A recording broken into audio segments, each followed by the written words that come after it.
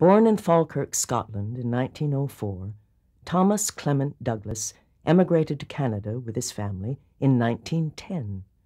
As a young boy, he suffered a serious leg injury that was saved only by his becoming a charity patient. This incident would shape the rest of his life. He remembers the 2 years he was in and out of that hospital.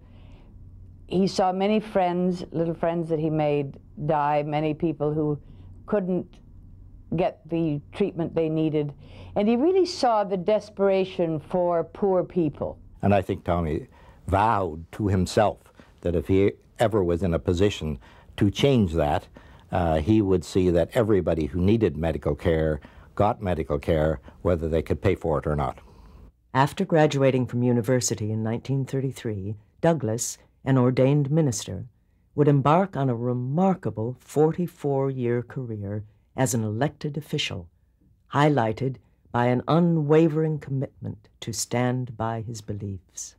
He showed enormous ability, in my view, as a leader, knowing in effect where he wanted to go and wanting people to come along with him on important critical issues. He had a great capacity to engender loyalty in the people who worked with him and engender affection in the electorate. This ability to lead people and to give people hope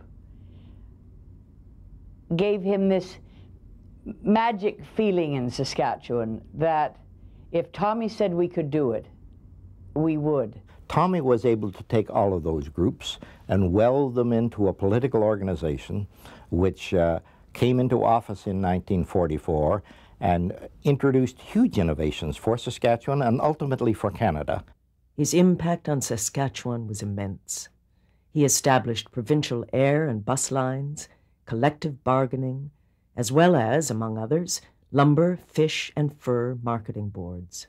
In Saskatchewan, there was strong support for it. There was a kind of a pioneering spirit in Saskatchewan always that they were breaking new ground, and that spread throughout the country. And he brought people together and he helped them, showed them that it's possible when working collectively, nobody has to be without.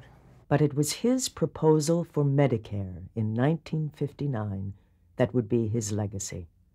Douglas envisioned a universal, prepaid, and publicly administered system. There was no question that in the Saskatchewan environment, the general population supported it. They knew how good that hospital program had been, and the idea of not having to worry at all about doctors' bills certainly won people over. 25 years later, those same principles are found in the 1984 Canada Health Act. He wasn't afraid to do it alone, recognizing it was for the better good of the general population, and therefore it was worthwhile doing. If he hadn't done that, and if he hadn't done it without the federal funding, I doubt if we'd have a universal health care system today.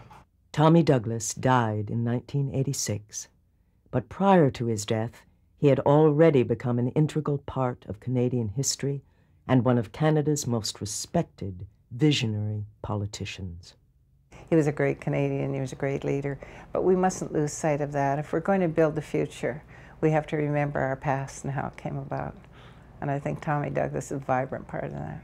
He used to say it's useless to say something can't be done. It's a matter of whether you're willing to try.